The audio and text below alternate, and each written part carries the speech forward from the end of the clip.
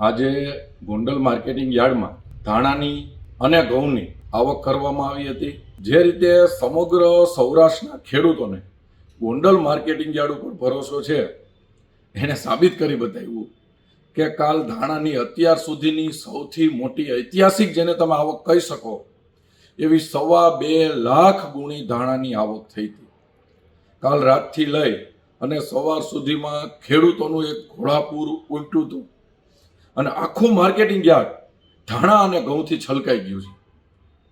આપણે કલ્પના ન કરી 2200 કરતાં પણ વધારે વાહન 2.5 લાખ ગુણી ધાણા ખેડૂતો, સમગ્ર સૌરાષ્ટ્રના ખેડૂતો, જામનગર, જૂનાગઢ, ભાવનગર, ગીર સોમનાથ, સુરેન્દ્રનગર, રાજકોટ જિલ્લો, સુરેન્દ્રનગર જિલ્લો, બધા જ ખેડૂતો ગોંડલ માર્કેટિંગ યાર્ડમાં ધાણા લઈને આવ્યા હતા અને 2.5 લાખ ગુણી જેવી ધાણાની ઐતિહાસિક આવક થઈ હતી।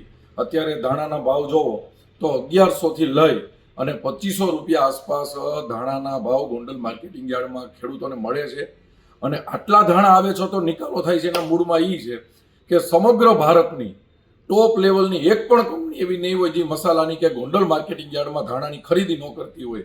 હજી વિદેશની પણ એવી ઘણી કંપનીઓ છે અને જેને આપણે આવકારી છીએ અને જે અત્યારે ખરીદી પણ કરે છે, એને હિસાબે એટલા વેપારીઓ આવે છે એટલે આટલા ધાણાનો નિકાલ પણ થાય છે। એ જ રીતે તમે જોવો તો કાલે 1 લાખ ગુણી ઘઉંની પણ આવક થઈ હતી।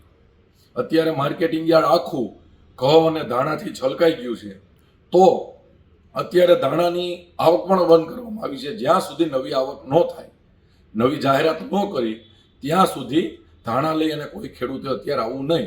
અત્યારે ટેમ્પરરી ધાણાની આવક બંધ કરવામાં આવી છે અને કોઈ પણ ખેડૂતોએ માર્કેટિંગ યાર્ડ માટે કંઈ પણ જાણવું છે, ભાવથી લઈને વ્યવસ્થાથી લઈને, તો એપીએમસી ગોંડલ તમારા મોબાઈલમાં એપીએમસી ગોંડલ પ્લે સ્ટોરમાંથી ડાઉનલોડ એપ્લિકેશન કરી લેજો એટલે ગોંડલ માર્કેટિંગ યાર્ડ ખેડૂતોના ખીચામાં આવી જશે અને માર્કેટિંગ યાર્ડની તમામ વ્યવસ્થાની તમને જાણ થશે।